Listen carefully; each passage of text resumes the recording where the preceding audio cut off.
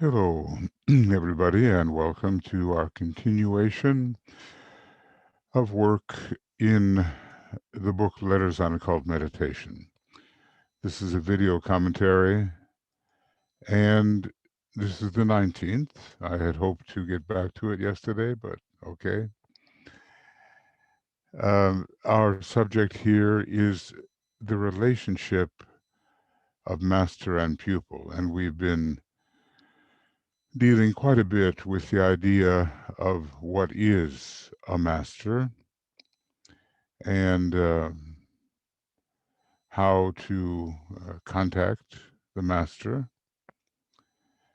what the stage of accepted discipleship may be, how we become equipped to handle these new responsibilities in association with the master, what are the objects of the probationary disciple, and in general, uh, what access to a master entails, and so forth. This is letter number 8. So here we are on page 274, and DK is filling in with some really important foundational information. He, as I say, he tends not to repeat himself. Or if he does seem to repeat himself, there's always another angle involved. He does elaborate on things that he has laid out at first, such as in this book and in the book A Treatise on Cosmic Fire. Much of his later work is an elaboration um, on what is presented there. But perhaps while having read Discipleship in the New Age and so forth, which has to do with the 6 stages of discipleship, we have not recently read this book. Probably not. There are many people who could benefit from it, and that's what we're going to do. We have another 8 pages or so in this particular section. As you have frequently been told, the attention of the master is attracted to a man by the brilliance of his indwelling light. When that light has reached a certain intensity, when the bodies are composed of a certain grade of matter, subject to our very deliberate attempts to refine the matter of the vehicles, when the aura has attained a certain hue, we've been told it should be the hue which approximates that of the master of the ashram towards which one is gravitating. And when the vibration has reached a specific rate and measure, lots of requirements, and when a man's life commences to sound occultly in the 3 worlds, which sound is to be heard through the life of service, some one particular master begins to test him out by the application of some higher vibration, which is not always easy, and by the study of his reaction to that vibration. So let's look at this and make of it a little section. So many requirements concerning purification before the life begins to sound occultly uh, in the 3 worlds, but also, yes, in the 3 worlds. Not only the physical plane, the astral plane, of course, and the mental plane. And the life of service is the prerequisite for the sounding, for the occult sounding of the life. And then, probably without the student's realization, the tests begin to be applied. I remember talking to a disciple who, was working on beyond me a bit, and he said, "Well, you really failed that test." Maybe he could tell. But, our failures pave the way to future successes if we really note the cause of the failure. So the brilliance of the indwelling light arising from purification is so important in this matter of being noticed and tested. Noticed by a master, tested by a master for present and future usefulness. Now, this is important. The choice of a pupil by a master is governed by past karma and by old association, by the ray on which they both may be found, and by the need of the hour. It's not just a question of vibratory attainment that enters into it, and maybe it's not just a question of the ray alone. I mean, DK does have in his group many who are not second ray souls, but they have something of the second ray, but they're not necessarily on the same soul ray as he is, but they do by right of past karma have a significant association with him. Some of these are old family matters. The master's work, as much of it as may wisely be made exoteric, that is, discussed exoterically, is varied and interesting, and is based on a scientific comprehension of human nature, which, of course, we do not possess in anywhere near the same degree. We have our understanding of human nature, but the Master has been working on the inside of life and notices what laws really do apply to a successful engagement with the student. By enumerating the chief things to be done, we may get some idea of the scope of his work. Okay, so he's going to deal with these varied and interesting factors and with the scientific comprehension. This particular section concerns the master's viewpoint. We so often simply are concerned about our own, But for a deeper understanding, both perspectives are required. All right. Let's. So, what are some of the uh, chief things to be done that will reveal to us the scope of the Master's work? Okay, now,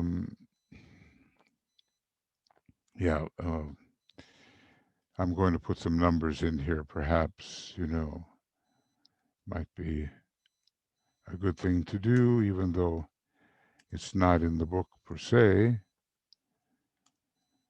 but something that is,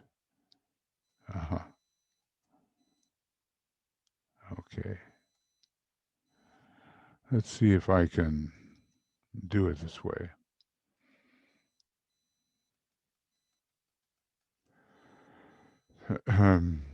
We'll use that color. Okay. He has to accustom the pupil to raise his rate of vibration till he can continuously carry a high one. Well, we know that's quite a test. And then assist him until that high vibration becomes the stable measure of the pupil's bodies. So assistance in holding a certain point of tension. All right. Now, how he does this, of course, these probably have much to do with the inner science and are not easily. Let's see here.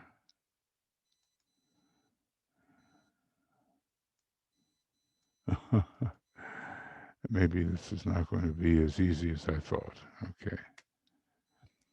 Anyway. So somehow he does assist. And notice we're putting it all in terms of the helpfulness of the master. As we progress, it is our helpfulness which has to be noted, the degree to which we can be effective in real helpfulness. Every once in a while, you know, as a teacher, a student says, that really helped. That really helped explain it. Well, there's a feeling maybe of a little satisfaction when that happens. He has to assist the pupil to effect the transfer of polarization from the lower three atoms of the personality to the higher ones of the spiritual triad. And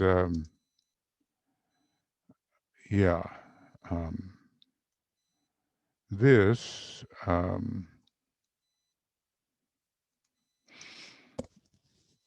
this is a requirement for the fourth initiation to be completed. Now, you know, by the time that fourth initiation occurs and the causal body is destroyed, there is indeed a transference. And not directly to the monad at first. That's something I researched a little bit and tried to see whether the atoms of the personality, that is the atomic triangle, transferred their content immediately to the monad, but no, to the permanent atoms of the spiritual triad. That's the way the transference occurs. And in a way, I guess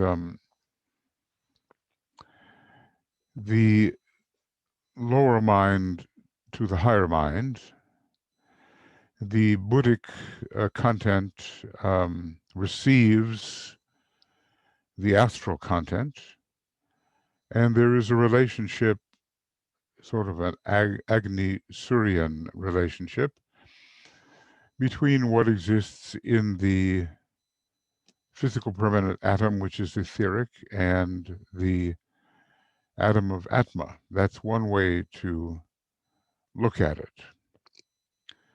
There is perhaps another way, and it would be from the mind to Atma, and both of them are mental from a certain perspective, and then from the astral to the Buddhic, and then from the atmic, rather from the etheric permanent atom to the monastic permanent atom. Both ways of transfer can be seen as possible. Now, what else does the master have to do? And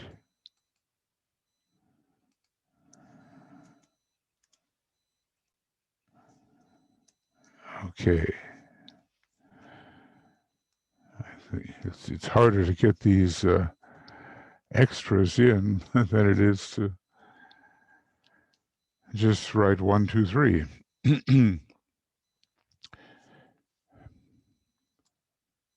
So he has to watch over the work accomplished by the pupil whilst making the channel between higher and lower mind. Whilst he builds and employs this channel, the antikarana. So there is, what can we say, antikaranic supervision.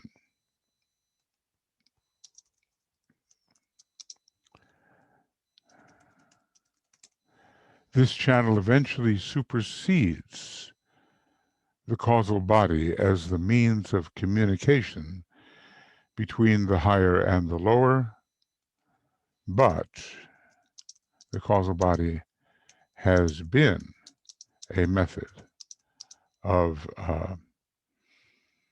intermediaryship.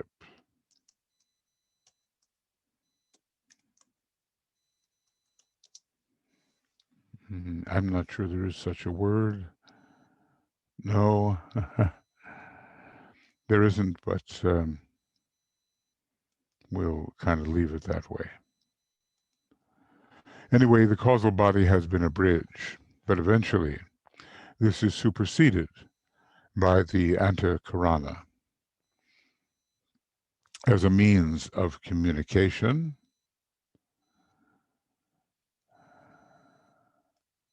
between higher and lower, between the lower mind and the higher, between the higher mind and the lower. The causal body is itself eventually done away with when the pupil takes the fourth initiation and can freely create his own body of manifestation. So not only from the time of mastership, but from the time of the fourth degree,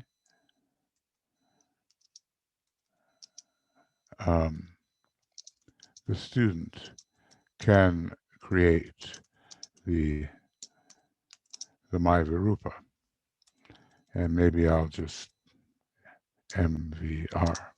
Yeah. But so often we hear, particularly of the master doing that, and the instances in which the fourth degree initiate does it are not so commonly quoted in the books. Okay, now what else? So this will be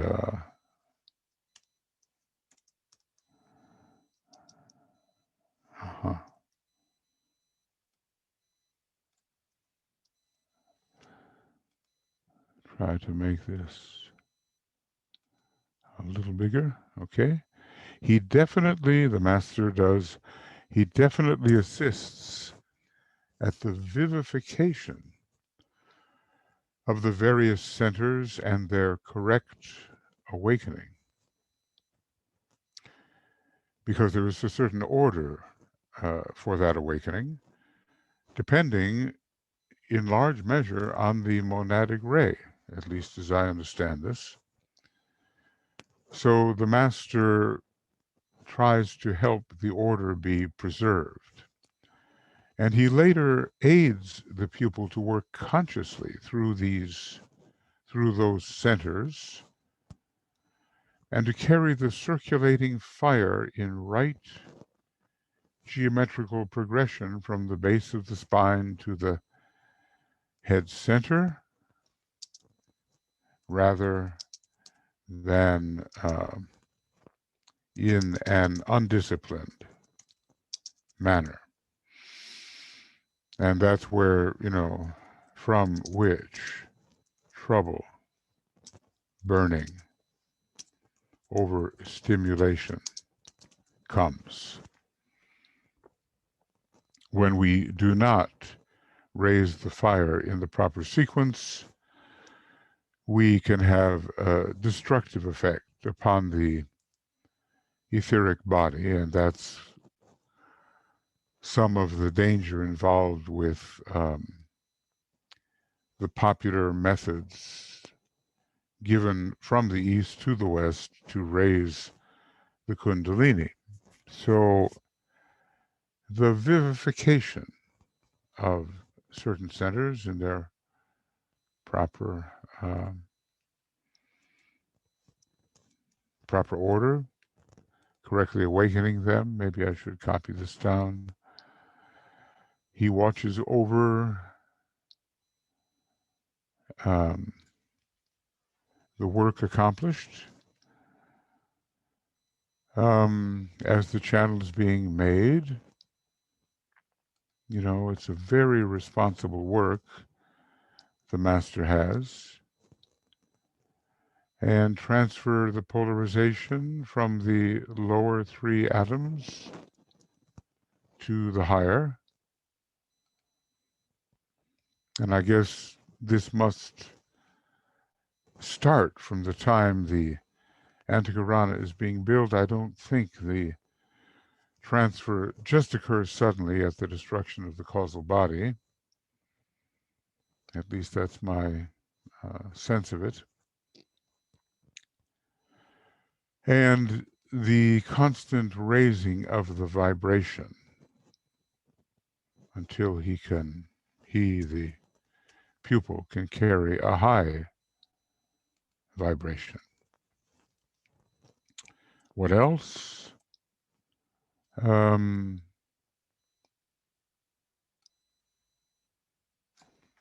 Okay.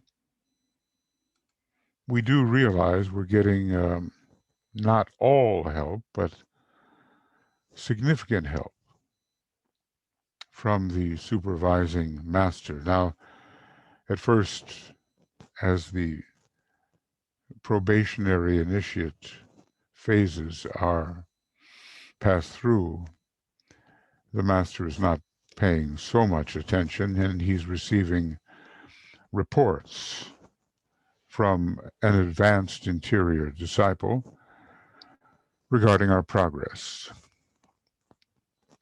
But later, the master gets directly involved. Okay. And here is another one.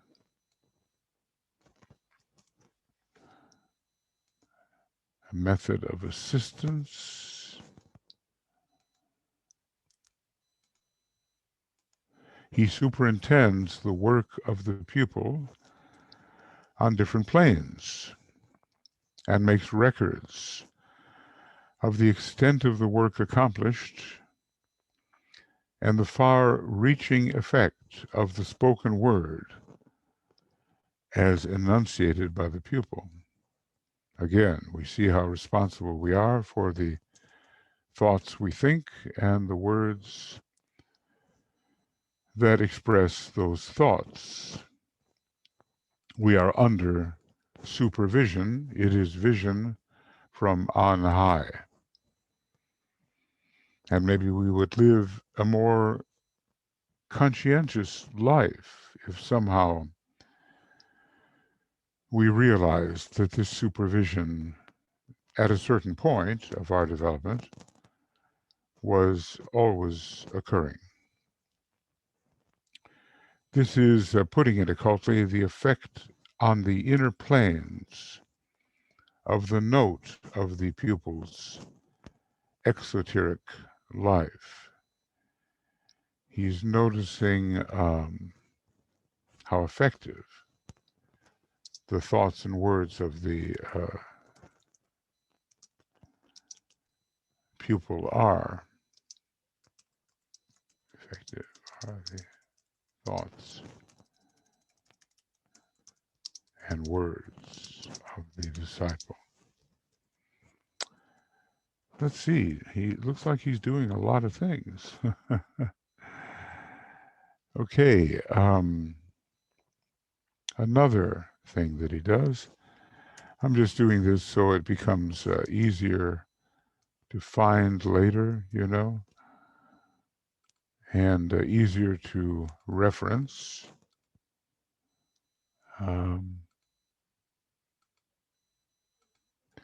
He enlarges the consciousness of the pupil in various ways and develops his capacity to include and contact other rates of vibration than the human. Other evolutions, I suppose, here.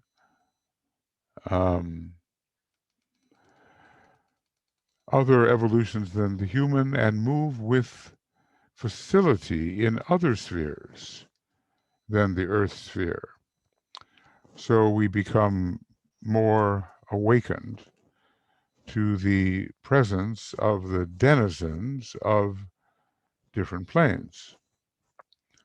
So we are introduced to those kinds of contacts through the efforts of the Master to enlarge our consciousness. It says in various ways, we don't know the ways, but we become sensitive to more than is found on the strictly physical plane. All of these are really necessary in expanding the spiritual contacts and effectiveness in service of the student. We couldn't accomplish these ourselves in anywhere near the time that it becomes possible to accomplish them with the help of the Master. Eventually, I suppose we would accomplish. So what is the immediate goal?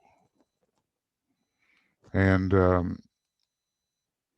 suppose here, when we talk about the first initiation, we actually do mean the first of the monastic initiations. We'll see whether, for some reason, he really means the third. His immediate goal in working with the pupil is to prepare him for the first initiation. This takes place when the capacity of the pupil to hold a certain rate of vibration for a specific length of time is developed, the length of time being that wherein he must stand before the Lord of the first two initiations. And that is, this Lord is the Christ. Because if it were Sanat Kumara, it would be 3 initiations, 3, 4, and 5. So it appears that we are talking about the birth of the Christ in the heart. That appears to be the initiation of which we are speaking. Okay. Now, I just want to know color, and hopefully that will do it. So his immediate goal in working with the pupil, and it does tell us that the Master is working with that pupil before the first initiation, preparing him to stand in the presence of the Christ for a specific length of time within the causal body, and what that length of time may be, that's the internal business. We're not sure. But when it comes to the Christ is responsible for the imparting of the first two initiations. This is accomplished by a gradual raising of the vibration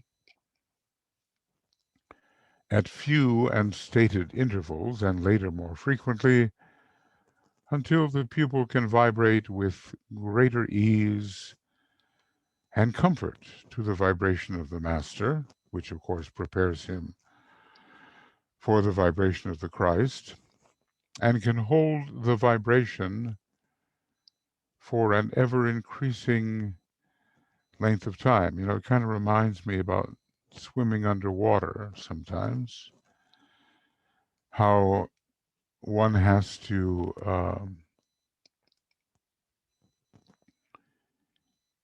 at first increase the frequencies with which one can work underwater, and gradually holding one's breath and increasing that possibility. A longer and longer period underwater can be experienced. Okay, I'm just trying to get this. Sometimes it doesn't work the way one would hope. Okay. Yeah. So always a little longer and longer underwater until one can swim underwater for a long time. Of course, it's kind of an inverse example, because we're talking about the higher air in a way here, but the principle is the same, a gradual accustoming to hold the vibration. Okay. So when he can hold it for this period, the length of which is, of course, one of the secrets of the first initiation, yes, he is subjected to the application of a still higher vibration, which held will enable him to stand before the great Lord for a length of time sufficient to permit of the initiation ceremony. We certainly do understand what it might be like to endure that kind of presence. Or maybe we can imagine it, But we do see that the training does occur. And it is specific occult training which does occur, because there are scientific requirements involved in this initiation process, even the initiations of the threshold. So, who would suspect that this is happening and that the Master is helping us? And at what intervals? Are these the full moon intervals? Well, it says stated intervals. So they are known, and they are specific. And then ever more frequently, until at least the vibration of the Master can be tolerated. How much more tolerance is needed in relation to the vibration of the Christ, even though naturally the Christ as the initiator, or any initiator, will not release his full power in front of an initiate or a candidate who could not take it. So there is a modification of that which is released by the initiator, so that the candidate is not completely overwhelmed by the presence of the initiator. The application then of the rod of initiation effects something that stabilizes vibration, makes it easier to progress in the task of vibrating to the higher measure of the subtler planes. The initiate is initiate before being initiated in any ceremonial manner, and stabilization is one of the factors that is achieved through the ceremony of initiation. Now, it seems that we go on, maybe with yet another aid coming from the master, another mode of assistance.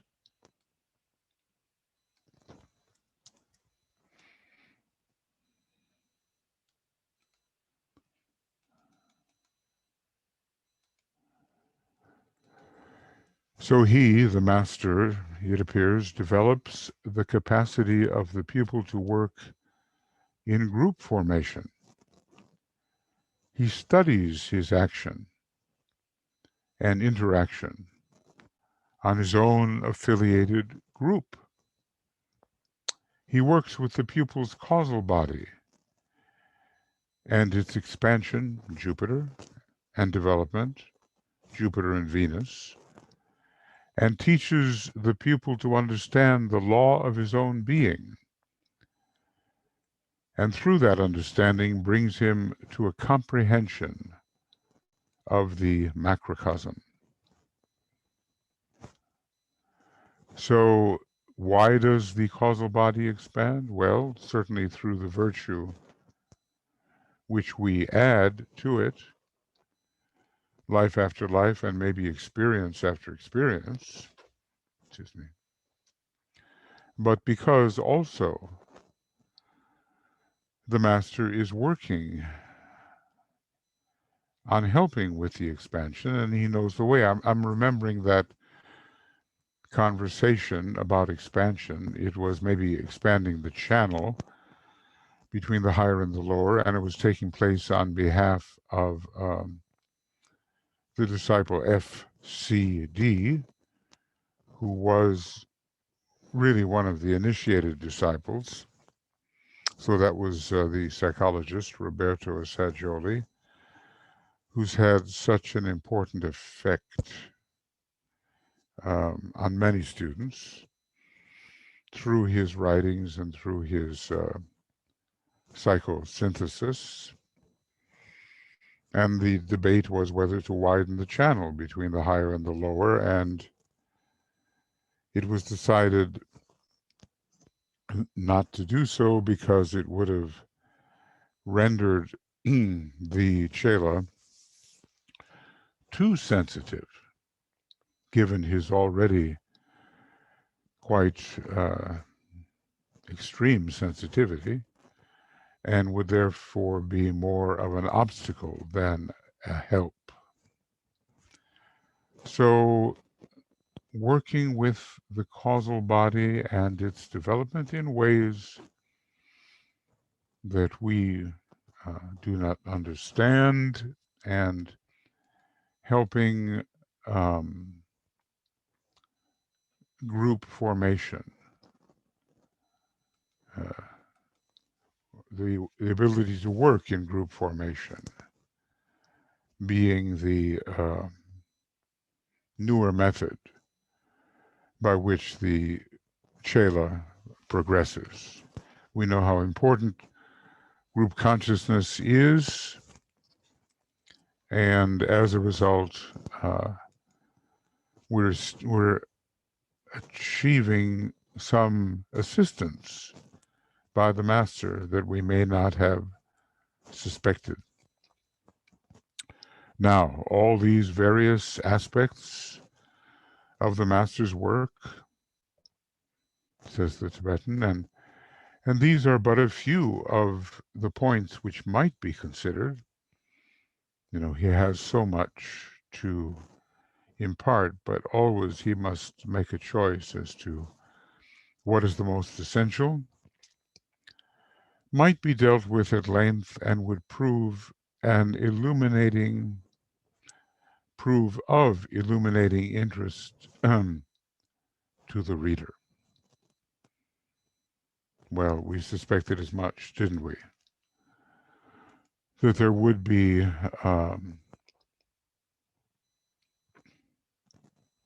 ways to elaborate on these points.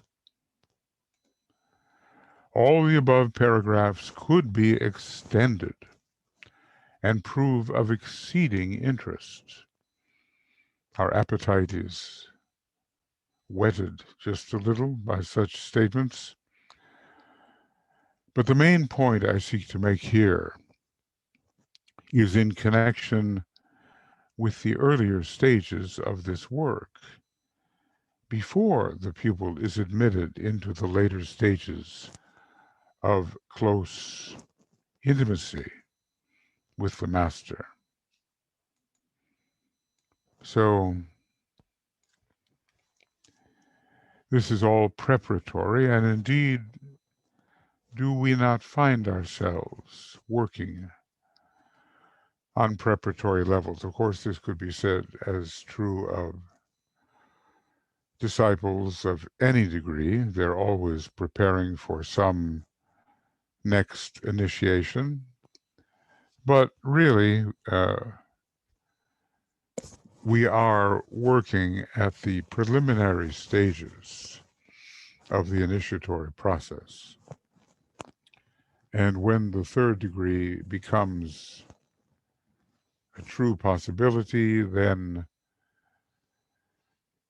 the relationship changes from being one of planetary initiation to one of solar initiation. I mean, it still has a number in terms of its planetary significance, but begins to be part of a regime of solar initiation as well.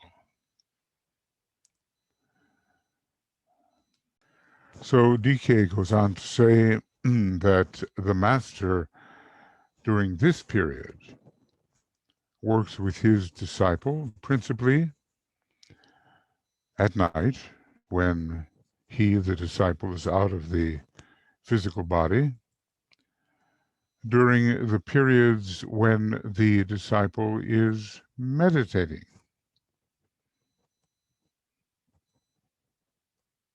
Yeah, and that's apparently a very, very important phase, and much can be accomplished in the right kind of meditation, much of impartation and much of advancement can be achieved.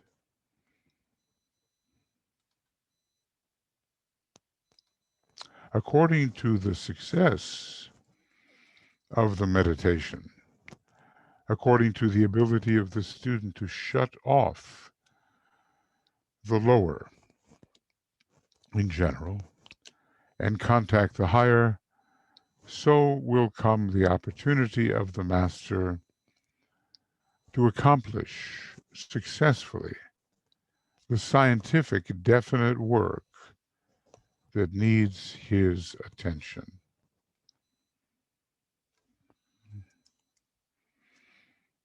Well, he certainly is discriminating between aspects of the process of advancement which need the attention of the master and those perhaps which can be carried on by the student himself.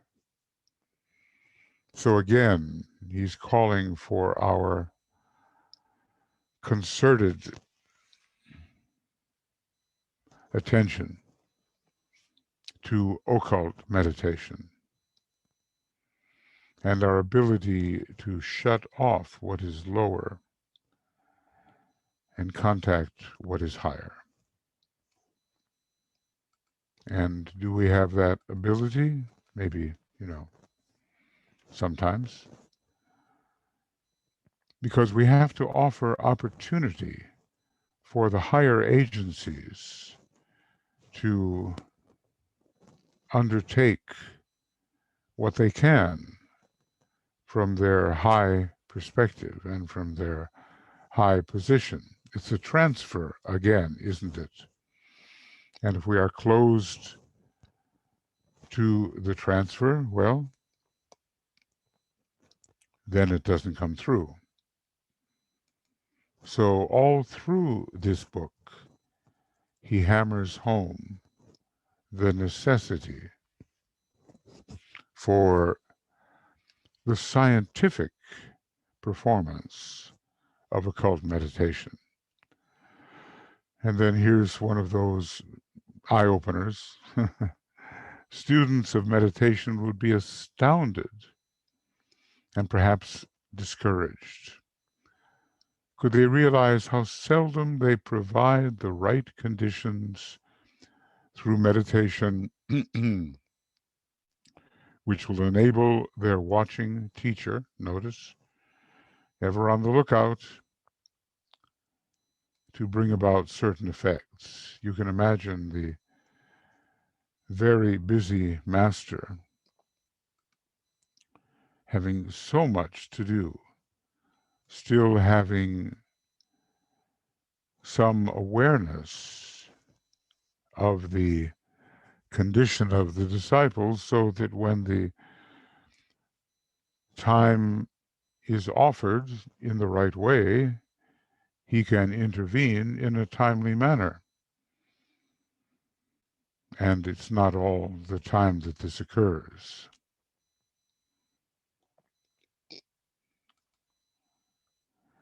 Obviously, we want to offer our energy system to the master more frequently and sustain it in the right condition so that he can work.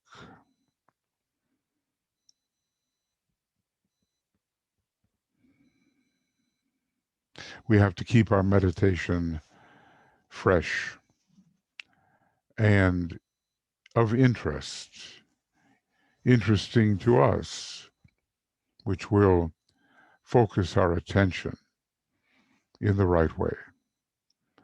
We cannot descend into a rote performance where we're simply repeating something without our full attention. So that's something really to remember. So by the frequency of the student's ability to do this comes indication of progress and the possibility of carrying him on another step. To do this, and we might say, provide the right conditions. I think what I'd like to do is make sure my color is a little bit brighter.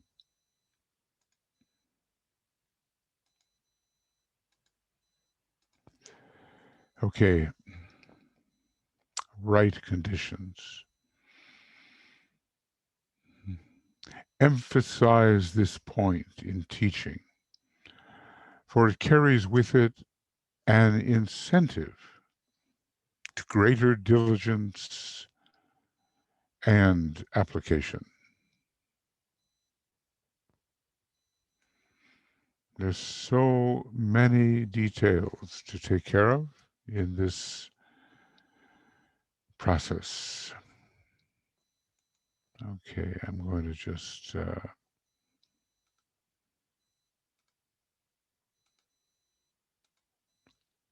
hopefully do this correctly. And he does tell us that, you know, we may well be teaching.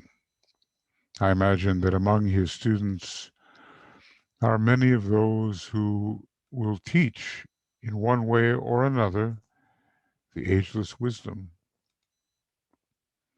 If the pupil himself, on his side, provides not the just conditions, the master's hands are tied and he can do but little.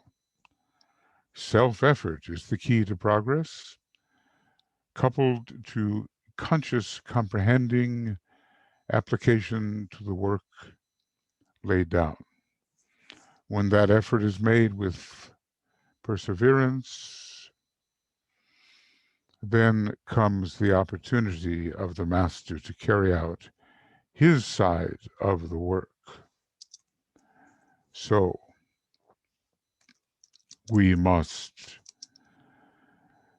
provide right conditions and persevere in their providence.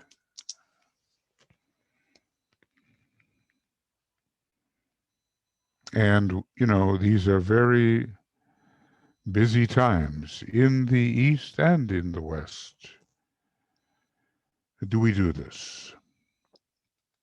Do we open the door to the higher agencies which are ready to be at work on our behalf to help make true servers of us? And as the pupil meditates with occult accuracy, this is a very exacting language here, and oftentimes suggests the fifth ray in what DK counsels for us as we try to provide right conditions.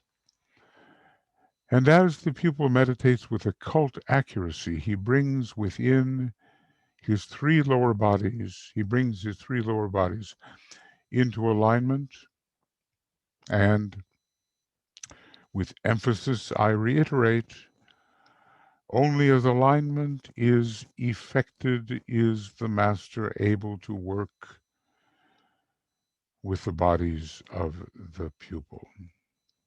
That is such an important statement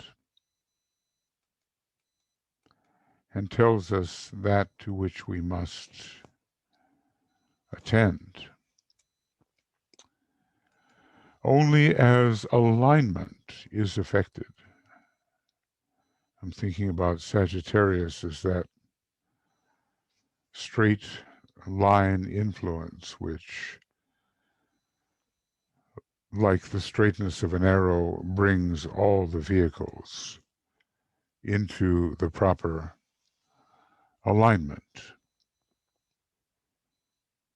So that's maybe the very first thing to make sure that is present in our meditations. If we're all over the place, you know, with the mind distracted and the astral body unstable and the physical body restless, we're not going to achieve. We have to, when we sit down for meditation, keep the stillness, keep the alignment, or establish the alignment. And then a funnel can be created, and the master and the higher agencies, with all the new possibilities, can get through. If naught else is affected, brought about, that is, by the publication of these letters, except the intensification of the desire to meditate with correctness, the object in view will be largely attained. Well, he certainly is laying the emphasis upon scientific occult meditation. And he's giving us the method of doing so within reason. Not every detail of what the master can do, or not necessarily every detail of what we can discover that we can do. But he certainly gives the indications which can give us a considerable incentive, a stronger incentive to meditate. In that effort, the right conditions between pupil and master and a correct interrelation will be brought about. Meditation provides these conditions when rightly followed. It prepares the field for labor and for work. So, you know, there's a pattern in this book. You've noticed maybe. DK repeats, offers many, to us, wonderful possibilities, expansive possibilities, and then he says, achieved only through meditation, through scientifically accurate occult meditation. And of course, he adds service as a requirement of achievement. Meditation and service.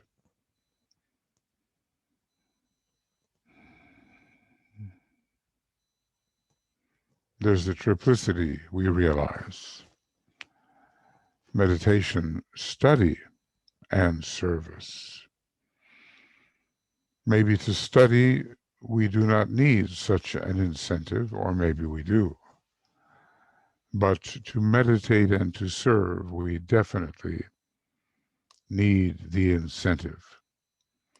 I'm thinking now of the law of service, which is the third law of the soul, and on which he spends considerable time defining for us what service really is and is not.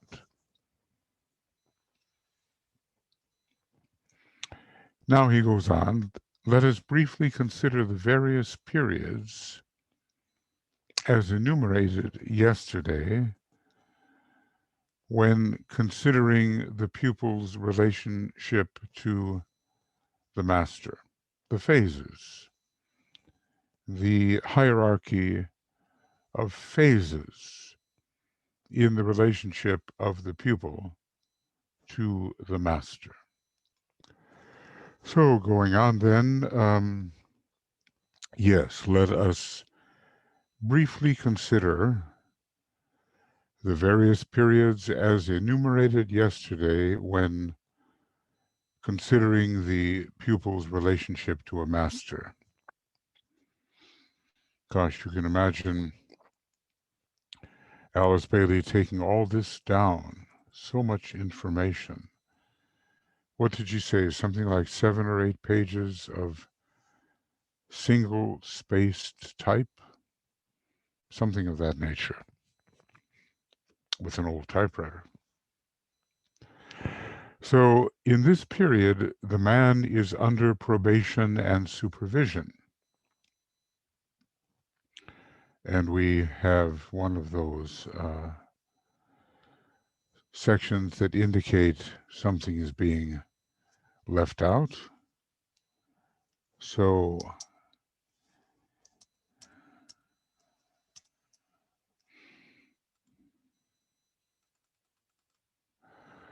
He is left almost entirely to himself and is only conscious of the attention of the master at rare and irregular intervals. And sometimes the pupil imagines the attention of the master when it's not even there. His physical brain, this is the path of probation, right? It's before accepted discipleship and oftentimes before the first initiation. In a way, we can say we continue on the probationary path until accepted discipleship, and that would take us even beyond the first initiation. So even beyond that initiation, we are probationers, inasmuch as every true aspirant has taken the first initiation.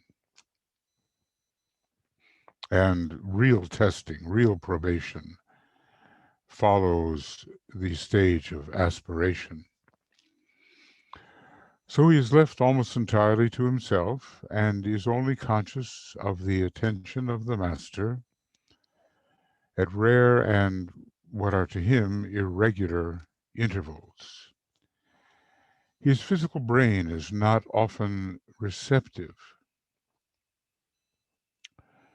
to the higher contact, and though his ego is fully aware of his position on the path, not yet is the physical brain in a condition to know.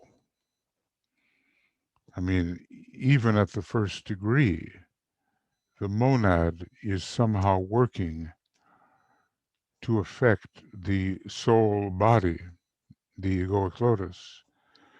And yet none of this is in the awareness of the soul and incarnation in the personality. So much is going on of a positive nature before we even know it, at least in our personality, normal personality consciousness. But on this point, no hard and fast rule can be laid down. When a man has been for several lives making contact with his ego or with his master, he may be unaware of it. The contact is real, but the awareness of the contact is not there. Now, so we cannot grind all equally in the iron mill of routine and say it will always be so. If we were in the position of a master or even in the position of a mentor, we would have to make allowances for many variations amongst different people.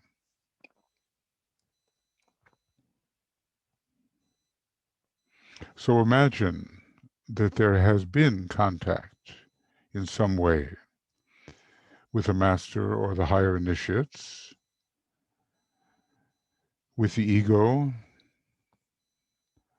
with the soul nature. Maybe by one's inclinations one can tell that this is the case, but direct recognition lacks. He goes on, individuals differ so much that no universal rule in detail, maybe in general, but not in detail, can be formulated. This is also interesting. A piece of occultism which almost sounds like the magic of ancient days. As you know, do we know?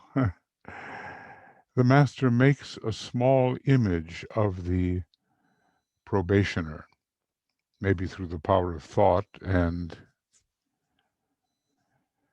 in certain, well, it looks like it's material. The master makes a small image of the probationer, which image is stored in certain subterranean centers in the Himalayas. The image is magnetically linked with the probationer and shows all the fluctuations of his nature.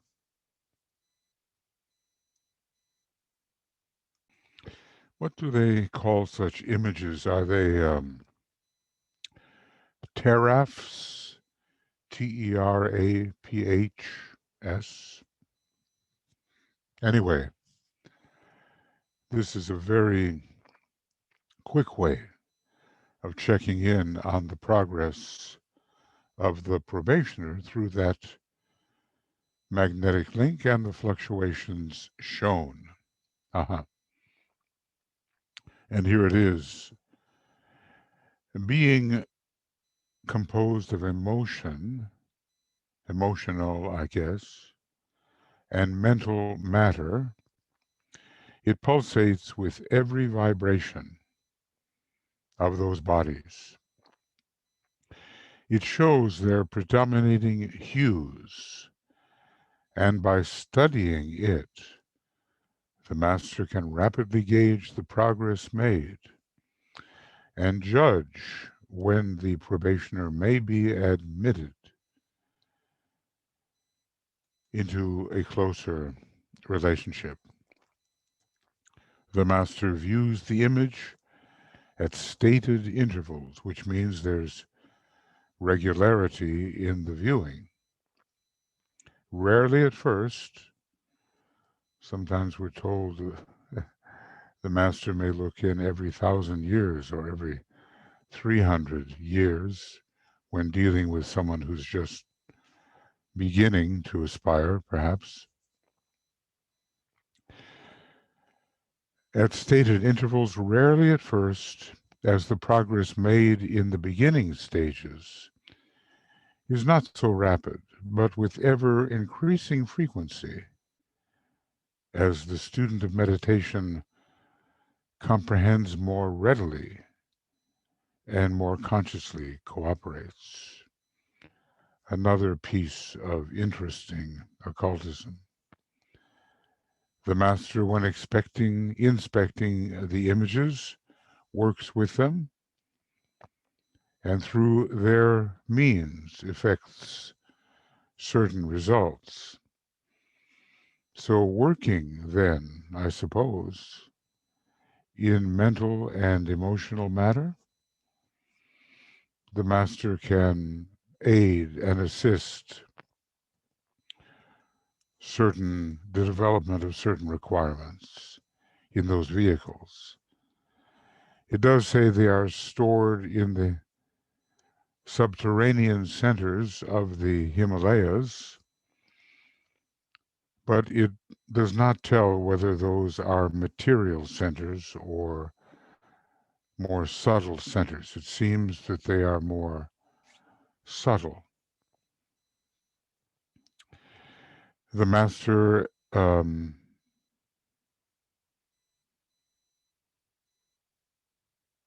he affects through them certain results. Just as later the rod of initiation is applied to the bodies and centers of the initiate, so at certain times the master applies certain contacts to the images and via them stimulates the bodies of the pupils. Fascinating, no? I think it is. And obviously they have a great efficiency in how they work.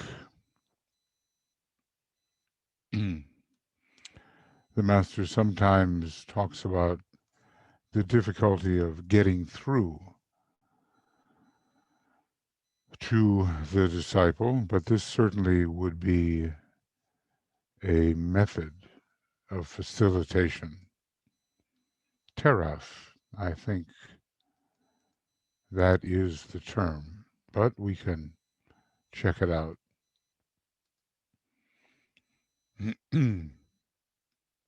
And so we see that once we are linked to the Master,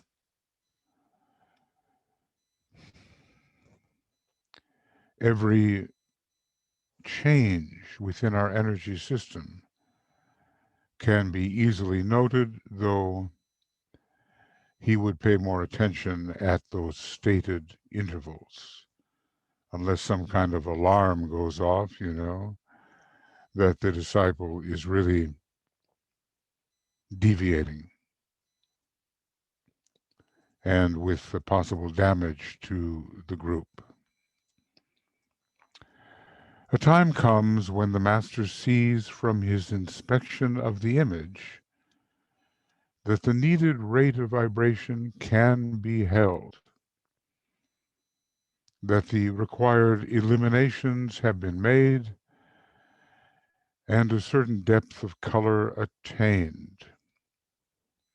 He can then take the risk, for risk it is, and admit the probationer within the periphery of his own aura. He then becomes an accepted disciple. So we have witnessed discussion of all, or of many,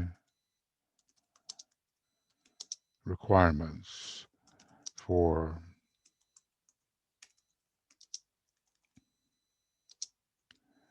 accepted discipleship.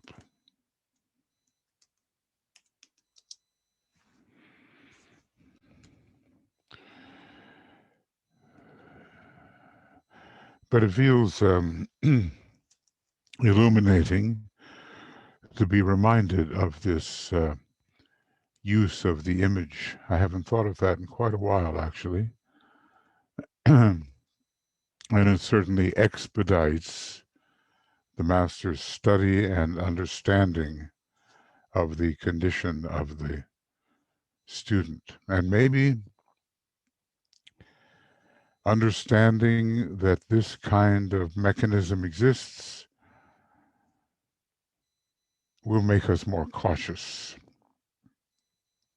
because everything is seen, everything is known or can be known, and no higher consciousness such as that of a master is deceived with regard to the condition of any of his prospective chelas who are on the way to becoming accepted disciples. So he knows us, does he not, from the inside out.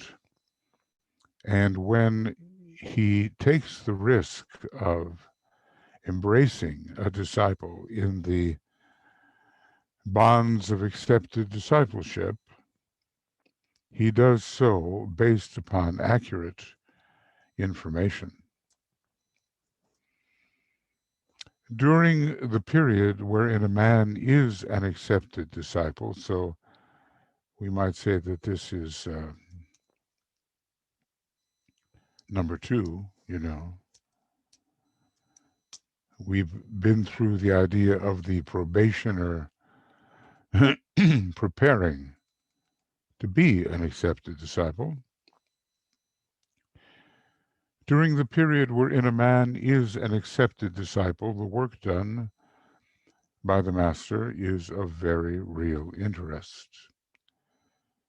The pupil is assigned to special classes conducted by more advanced disciples under the supervision of the Master, and though he may attend still the larger general classes in the ashram, the Master's hall for teaching, he is subjected to a more intensified training.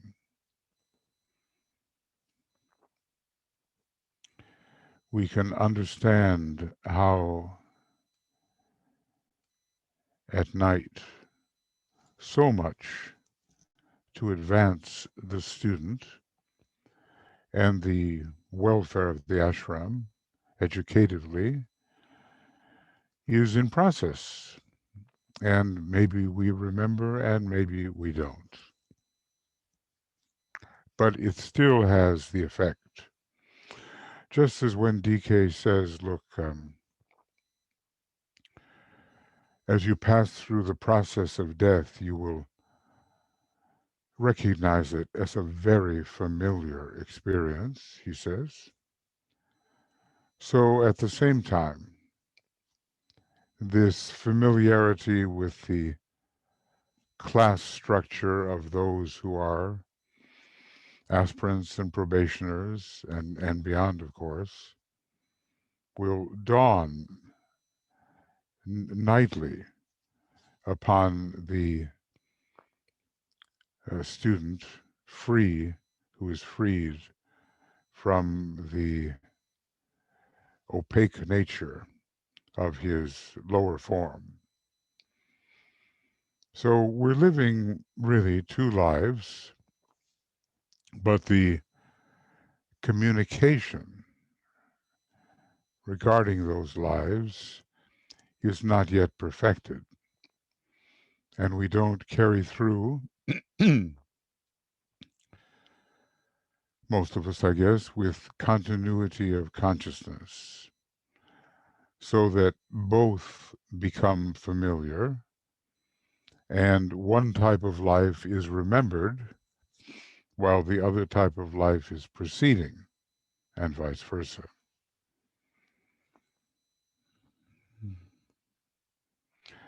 So obviously we're dealing with a second-ray master whose process is very much along the line of education and healing and psychology and so forth.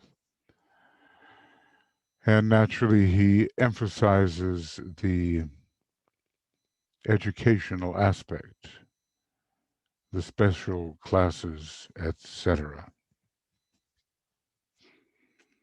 Okay.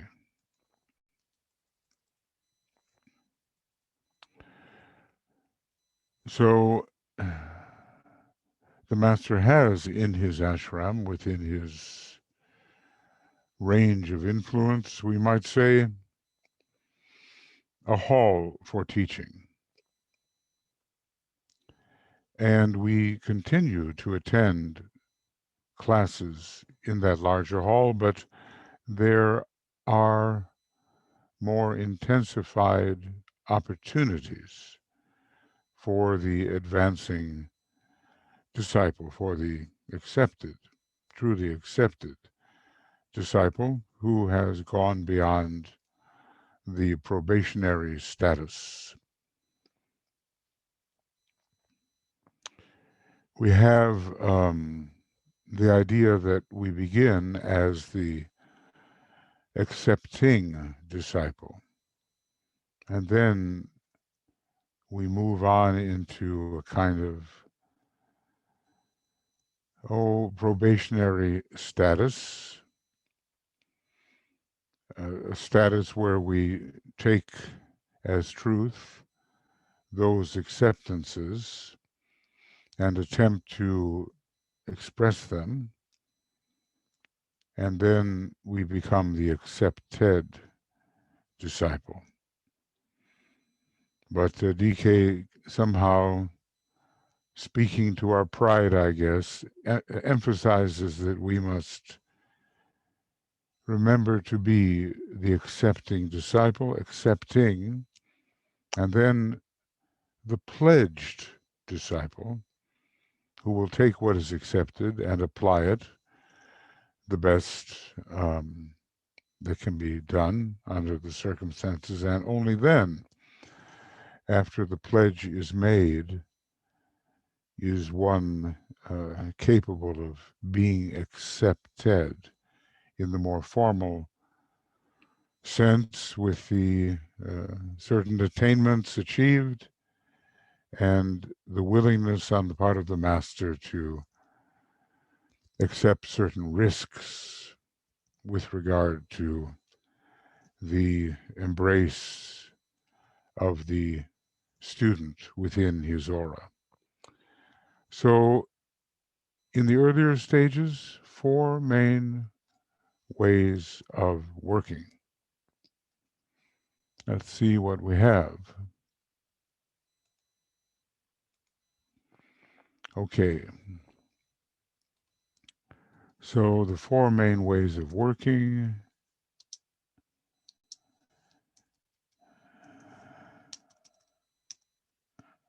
At intervals.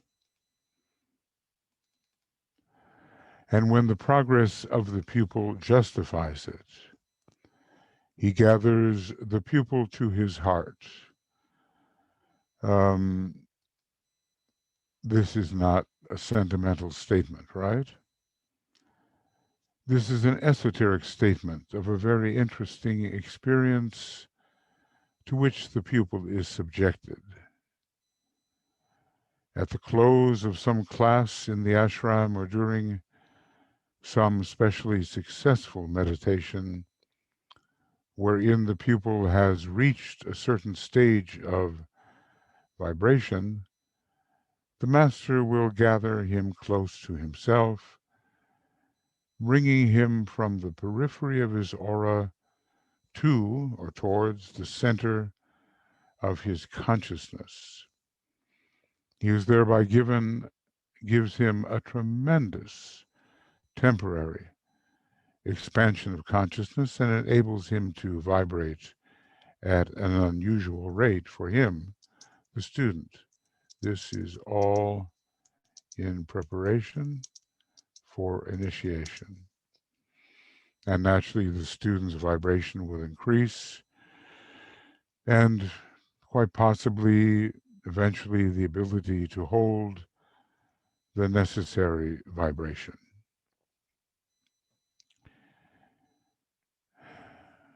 Being gathered to the heart at intervals. So,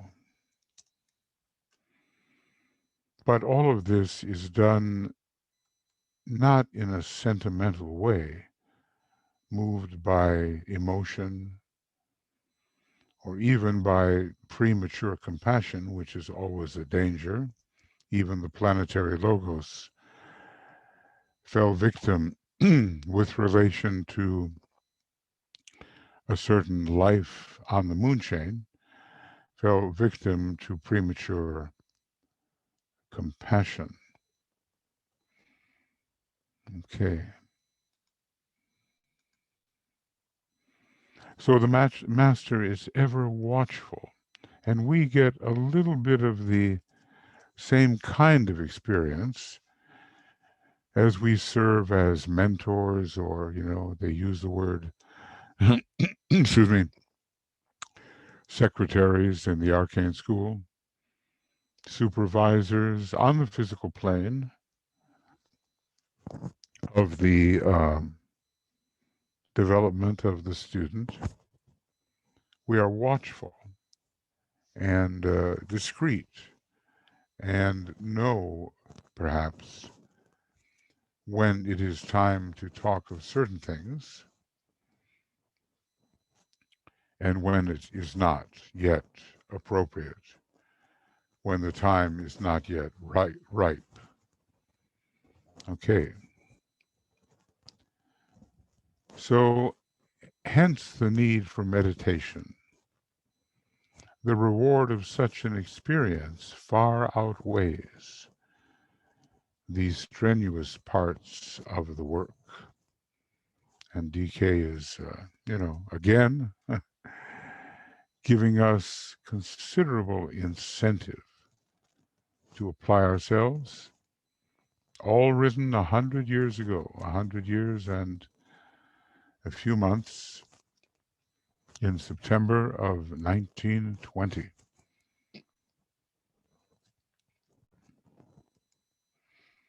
These are inner occult movements. If we don't remember them, what may happen is we simply have experienced some kind of upliftment, which we recognize on that level.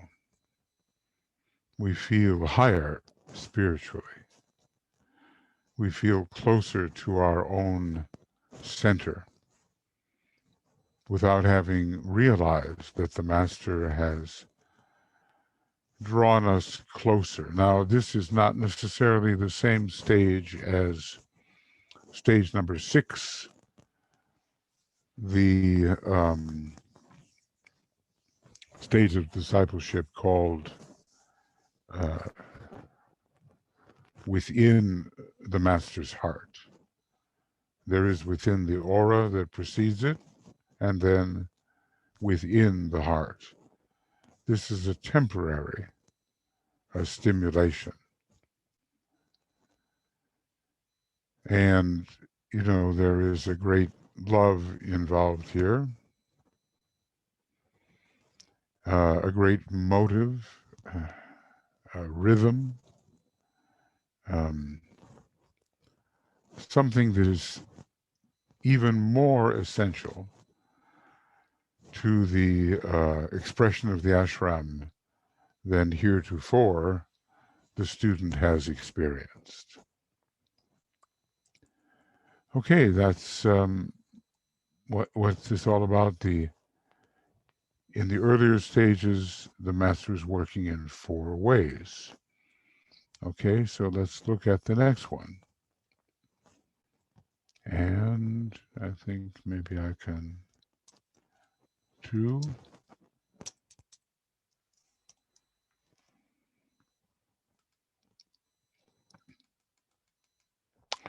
The Master, excuse me, the Master works upon the bodies of his pupil with color and brings about results in those bodies that enable the pupil to make more rapid progress. This is one of the major ways of healing. It's connected largely with the 4th ray and will be one of the first to emerge. But here we're talking about it as a stimulant, color being the veil of certain qualities which the student may need. Now you will see why, and maybe this is in relation to some particular individual, so much emphasis is laid upon color. It is not only because it holds the secret of form and manifestation. This is reminding me of some of the things that particle physicists are doing now with the relationship of the particles of an atom. It is not only because it holds the secret of form and manifestation, which secret must be known by the occultist. He's working also with precipitation upon the outer plane, but the emphasis is laid thus in order that he may consciously cooperate in the work of the Master on his bodies and intelligently follow the effects brought about. He will notice them. Ponder on this, says the Tibetan. Okay. So that color is probably projected through imagination. A master will not need a lamp, a color lamp, to project color, but can originate a beam within his own imagination and thereby apply the color, the quality, to the vehicles of his students. So rapid progress. Rapid progress is the result of this kind of work in the early stages. We begin to see how very responsible is the master's work.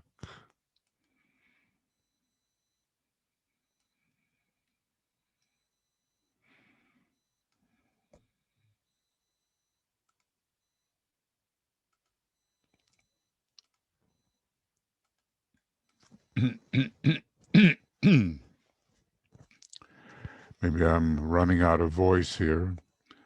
Some days it holds, and other days it kind of breaks up a bit.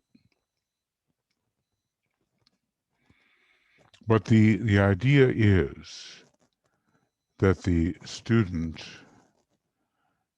cooperates with the attempts which the master is making to facilitate the development of the students' vehicles. Okay, so these are all about what we have here. The master works in the earlier stages in four main ways. Gathering to the heart is one way. The use of color is another way. And also, at stated intervals, let's see what point 3 is. The master takes his pupils, and enables them to contact other evolutions such as the great angels and devas, the lesser builders, and the subhuman evolutions. This can be safely done by the pupil through the protective effect of the master's aura. Later, when himself an initiate, the pupil will be taught how to protect himself and to make his own contacts. So this is interesting that we are being introduced to other evolutions by the master and in groups. Quite interesting. Now, maybe some people who feel quite close to the Deva kingdom or believe they know what the elemental process really is have been led inwardly to this type of introduction. There's, really, I'm impressed that there's so much of a rather complex developmental process going on from the inner planes. Now, again, stated intervals, it certainly does sound like we're dealing with certain important periods of the year, and maybe we're dealing with full moons and solstices and equinoxes, moments when such activities are likely to be most impressive and most achievable. Imagine the great angels and devas being brought into our range of recognition, our range of contact, and even the opposite pole, the subject to, or rather, subhuman kingdoms. of elementals. Okay. And there is a fourth factor involved here.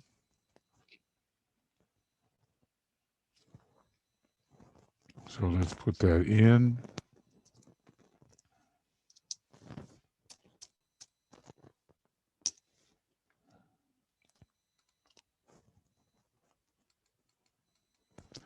The master presides over the work of stimulating the centers. I mean, basically, DK is now repeating, elaborating on something he offered in the lecture before, but he's taking it a little bit farther. The master presides over the work of stimulating the centers in the pupils' bodies and the awakening of the inner fire.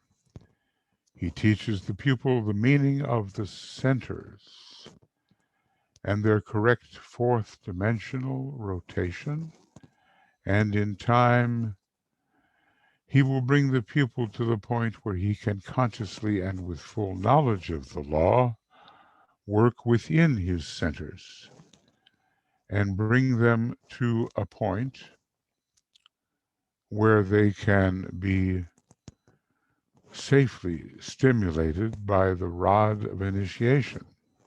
And more on this subject is not yet possible, but obviously there is here again a preparation for facing the initiator at initiation. Previous work upon the centers. It's not that we go unprepared, entirely unprepared, to stand before whichever initiator it may be. So here, and do we know it or not? Is it something we feel, or do we simply feel that there is an additional stimulation or activity? Maybe that's how we feel it, when in fact there is, but it is the result of the master's, a master, working upon the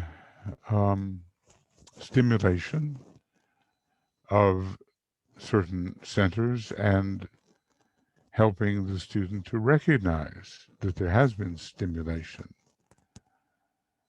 And the student can understand chakra dynamics, we might say.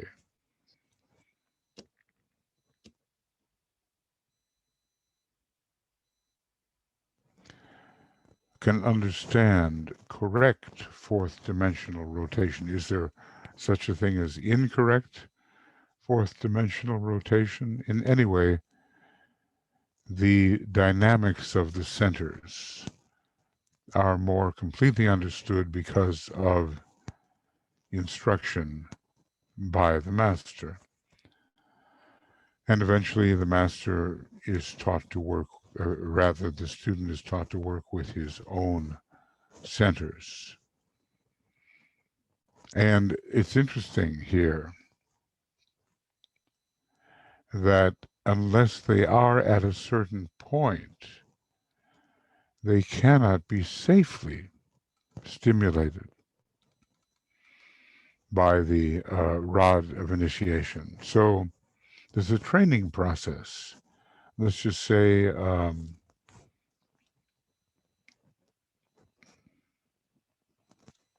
let's call it this. There is a training process, the centers, which must precede initiation.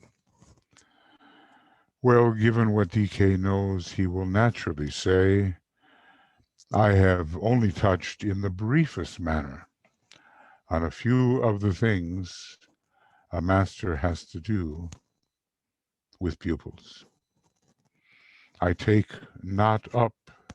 Notice the archaic English here from the time, I suppose, when he learned English. You kind of wonder how a master goes about learning a language. Is it through an incarnation? Or is it through actually attending a class? Surely there must be an efficient way of doing that because their time is so precious. So he says, I've only touched in the briefest manner on a few of the things a master has to do with his pupils. I take not up the later stages of the pupil's progress. We lead all on by gradual steps, and as yet even accepted disciples are rare. What did you say? There were about 400 accepted disciples in the new group of world servers when he was writing about that in a treatise on cosmic fire. As yet, of course, this is 1920, it's 100 years ago. I'm sure the numbers have increased, but as yet, even accepted disciples are rare, yet alone the higher initiates. Okay.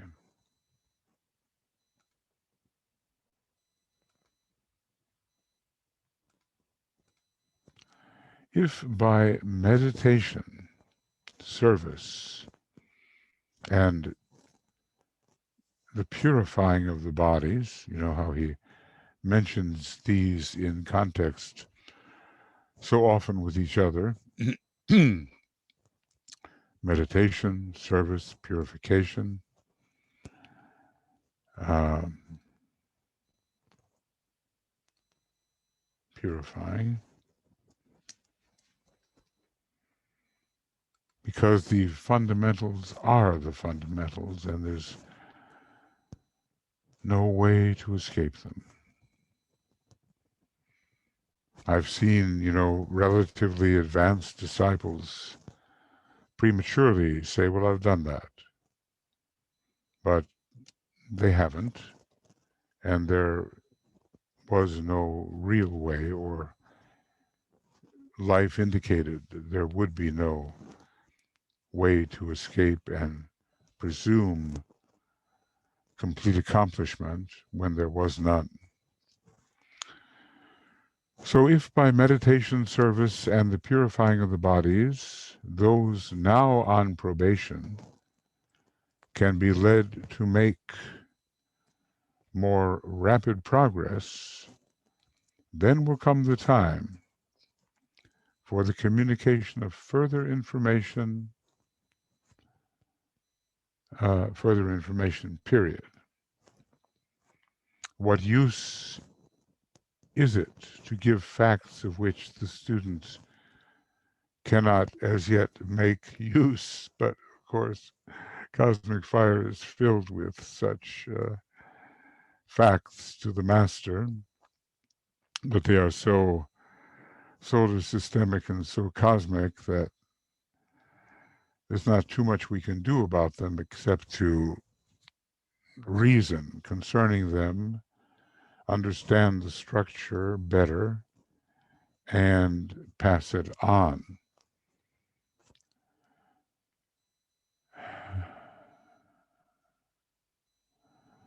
Anyway, he's saying we have to earn our further information. No doubt there is the further information which the masters desire to give. And sometimes DK has elaborated on something he stopped elaborating earlier because he says, well, I've been given permission now to give more on this subject. We find that in connection with the material on the 7 cosmic paths. Anyway, what use is it to give facts of which the student cannot as yet make use? Well, it does something to the mind, of course, but not necessarily in the practical applied sense. We know the rays of the planets, and we can imply more and maybe apply it in the horoscope. But when we're given information about the cosmic logoi and the supercosmic logoi, what do we do about that? It's just part of our mental structure, really. We waste not time in interesting intellectually those we seek to help. Of course, they do become interested intellectually. When the pupil has equipped himself, when he has purified himself and is vibrating adequately, naught can withhold all knowledge from him. All knowledge, sometimes specified as that which can be contacted on the 3rd subplane of the atmic plane. Obviously not all knowledge, but with all knowledge within a certain planetary context. When he opens the door and widens the channel, light and knowledge will pour in.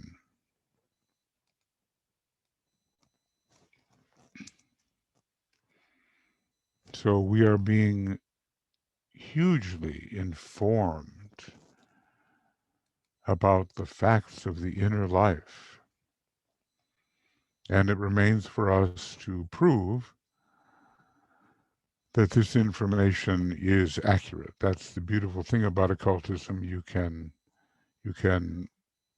move away from the realm strictly of belief into the realm of proven, confirmed fact. Of course, there's so much of intellectual interest, but a balance has to be kept regarding it, because otherwise we just pile items of knowledge upon other items and, as it is said, incur responsibility thereby. Tomorrow, we will take up our 3rd point, methods of approach to a master via meditation. Certain types of meditation will be slightly enlarged upon, which will facilitate contact, but forget not that the life of objective service must keep pace with subjective growth. Only when the two are seen together and approved are the necessary steps for contact permitted. I mean, we can't race ahead and ingather all the secrets of the universe. It would just be out of proportion, wouldn't it? A master is only interested in a man from the point of view of his usefulness in the group soul and his capacity to help.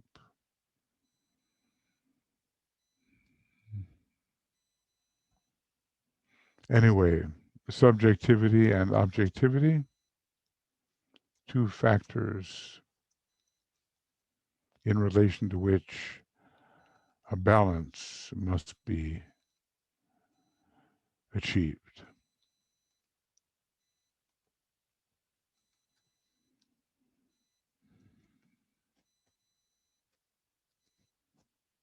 A master is only interested in a man from the point of view of his usefulness in the group soul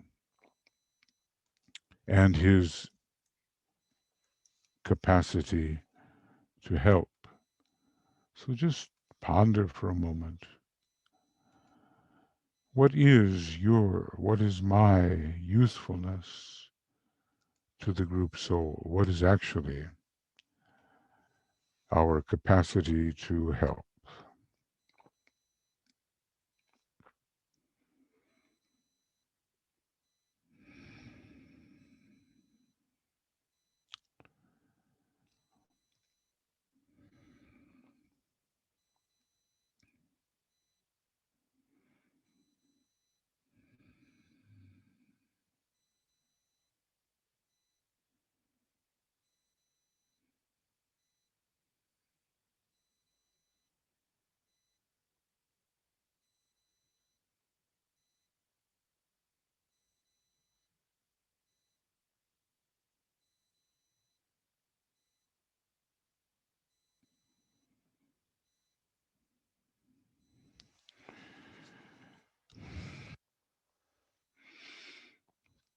Okay, we have a little more.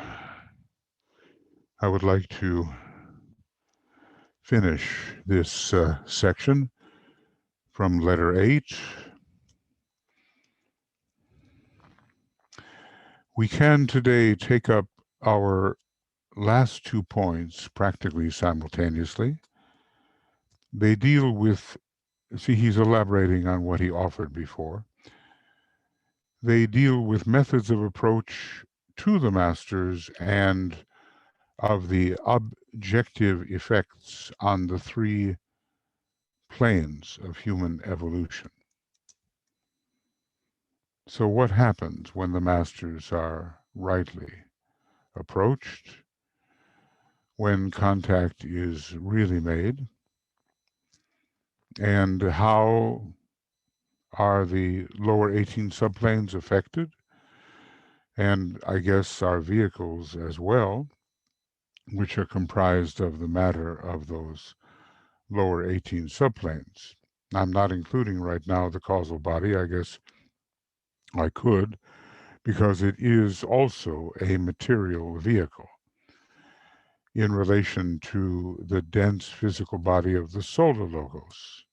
There's some question about what we should consider to be the dense physical body of the planetary logos, whether the 18 lower subplanes and not the higher 3 of the mental plane, or whether the higher 3 of the mental plane should be included. Some of the points touched on are already well known. Others may not be so familiar to the general student, and of course it always makes you wonder when one of those spaces appears with dots. What did he discuss that was not considered appropriate to to include? Okay. In these letters, we have dealt with the student himself and what he has to do to bring to the endeavor of really contacting and working with the master.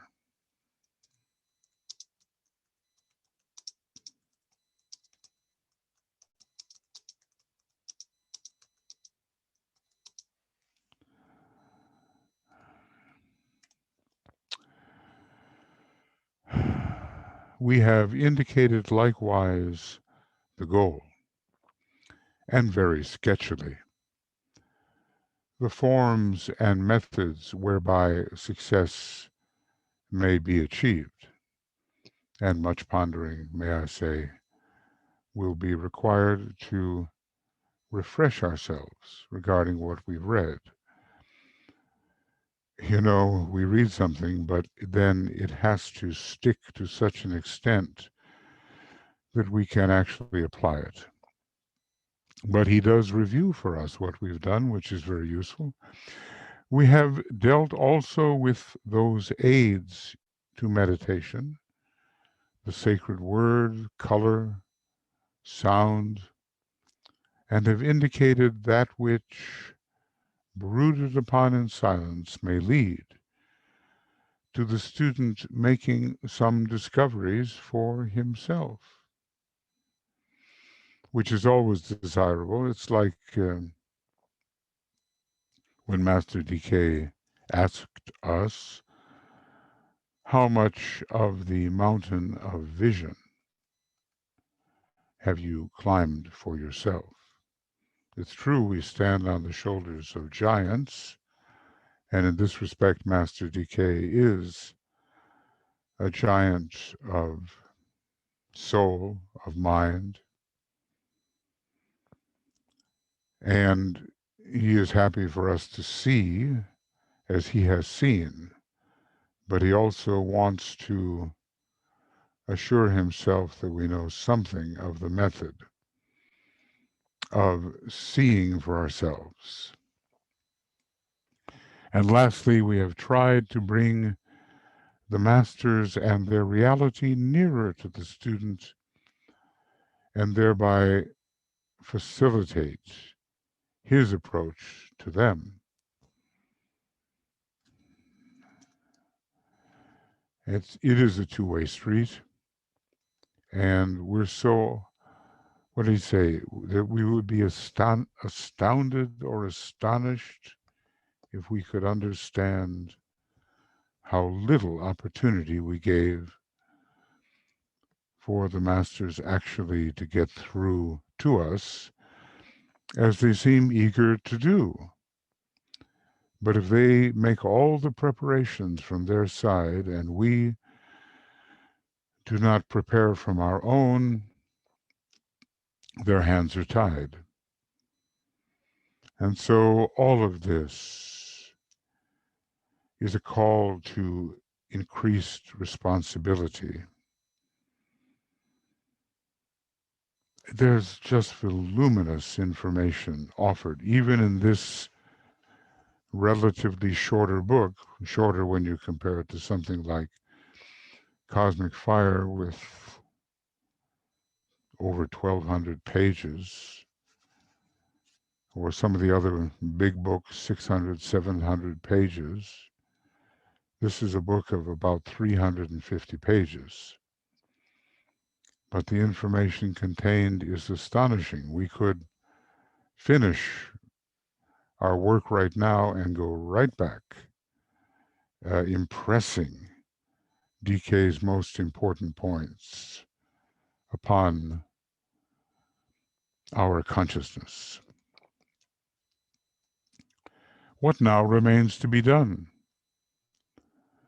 And he says to indicate 5 things that may be looked for with conviction by the student who has endeavored to conform his life to the lines laid down by me in these letters. Notice the importance of Saturn and the principle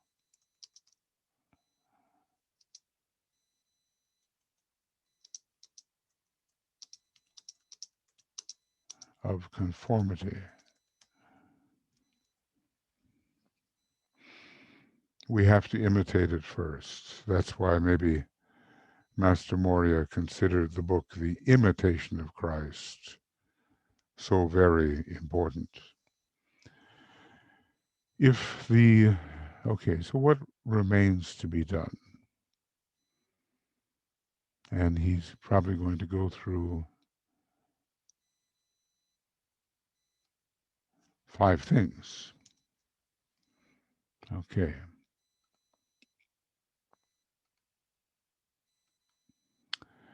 If the student but provides the right conditions, if he conforms to the necessary rules, if he aims always at regularity, at calmness, at that inner concentration that holds the mystery of the high places, he will, on certain occasions and with ever increasing frequency, awake to some definite realizations. So here is DK's assurance that we have to be guided and to scrupulously attend to what he has given. Then we will achieve. We will awaken to some definite realizations. That which can be realized, that which can be revealed is ever present, but our own opaqueness, our crudity, our lack of refinement prevents us from awakening to that which is ever around us and even within us. But the prognosis is good. We will awaken. And we've been given the means, we've been given the methods. These realizations will be the outer recognition of inner results and will be the guarantee to him that he is on the right path. I mean, when revelation comes, you know you're doing something right, as long as it's not some kind of glamorous wish fulfillment. That's not real revelation. That's rather doctored by the life of the astral body and the misinterpretations of our mind. But I would here point out again that these results are only achieved after long practice, strenuous struggle, diligent disciplining of the threefold lower man, and consecrated service to the world. Well, what a fine teacher to lay it down so succinctly so we can understand what it takes to achieve the long longed for results. So many of us naively think that results will simply be ours by reading a book and diving into a few exercises that may be recommended. But in fact, what we have here is we have practice, long practice, strenuous struggle. Which one of us does not know that this is the case, whichever vehicle we may be struggling within, or whatever combination of vehicles are the battleground for the struggle? I guess we can remember through alliteration, strenuous struggle, diligent discipline, and consecrated service.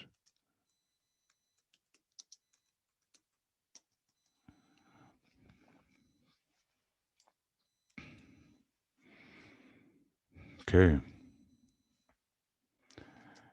Now that takes us to our next section, so we can have for the next section a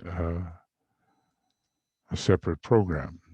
we're getting near the end of this letter 8. It has been a lengthy and demanding letter. And then we'll get into something that will appear in centuries ahead, namely the coming forth, the emergence of the new esoteric schools of meditation. As I say, I've done quite a bit of detailed work on that, and you'll find it on Makara, but it's all written. It just depends on, they won't be the same documents. I mean, if I work vocally, verbally, in video format on the section on the new esoteric schools, it won't be exactly the same as maybe the far more detailed 100-page, roughly, commentary on the new esoteric schools. So important to think in terms of the emergence of those schools, and so much of it left in terms of timing, to the intensity of our responsibility. And then there will be I think, a closing section after the new esoteric schools.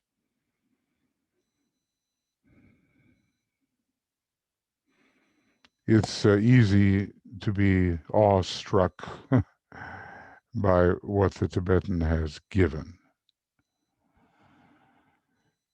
You know, astonishing in terms of our worldly knowledge, deeply interior science, and yet just the beginning, just the ABCs, just almost, he would say, in outline form, not in elaborated form by any means, and yet enough to form the basis of possible elaboration that we too can bring to it. This is a teaching for the new age, and it will be a very important guiding teaching amidst a great number of discovered subtle energies that could otherwise prove overwhelming. But given the volume of the Tibetan's work, we have a fairly rounded out picture of activities of a progressive nature in the new age. I mean, so many things will be discovered, and even in the third of the bridging treatises, no doubt revelation will be abundant, and we will be presented with factors that we can't even think of right now. So it will be a privilege to help bring that third installment into expression. You know, it is a joy to do the Master's work. That's from Master M, I think. I hope so. But I'm sure every Master knows and understands what it means for disciples to do the Master's work and the upliftment that arises from it. So, though we have been given more than we can ever assimilate, ever absorb, we go on with our studies and deepening our meditation and providing alignment caused opportunities for funnels of communication to be established so that the higher can indeed begin to infuse the lower. We know what we have to do, and we can take it as maybe the most serious thing we have to do in our life. What could be more serious than to prepare men's minds and hearts for the reappearance of the Christ and the externalization of his hierarchy? And at the same time, are there not, well, let's just say many, I'll get it. It's a lot farther from people's thinking than would be desirable at this time. We have to replace the dogma with something much closer to the truth. Never the whole truth, but something that will really get people rightly oriented and help to deglamorize and disillusion their chamamanis, let's call it. That's how a lot of people think. Feeling tone thoughts, chamamanis. That's how they approach the world, and it is not a truthful way of approach. It's okay up to a point. But we have to help these people jettison the chamamanistic approach and be able to focus more specifically, at least in the concrete mind, and especially the concrete mind infused by the higher mind and by the abstract mind and by the transcendental mind. A different mode of thinking is required. And that's one of our big responsibilities. When you start reading all these books, you begin to realize what a load of responsibilities come with preparing to be the true disciple, and how little we expect those responsibilities.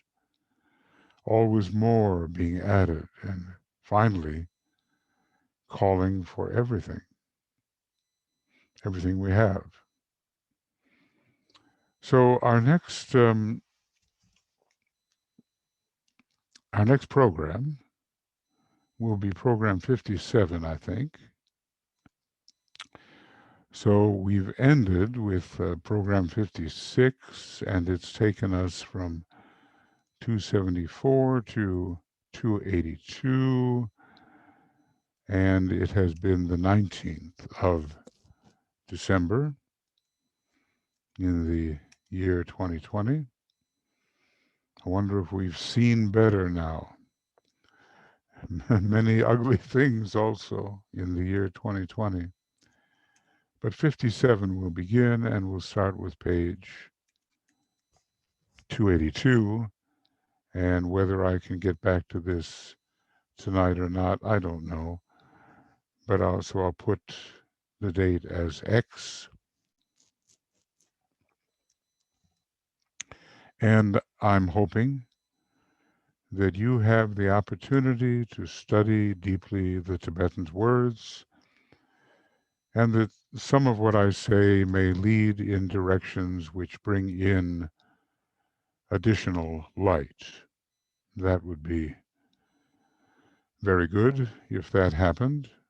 I'm always aware of my own inadequacy in the attempt to interpret what the Tibetan has said, but as I've said before, I try to link up the various aspects of information in a way that produces more light. And I look forward, as do we all, I think, to the great third installment, which somehow is promised and somehow will come forth. and then we'll complete the series of bridging treatises leading into the knowledge of the New Age.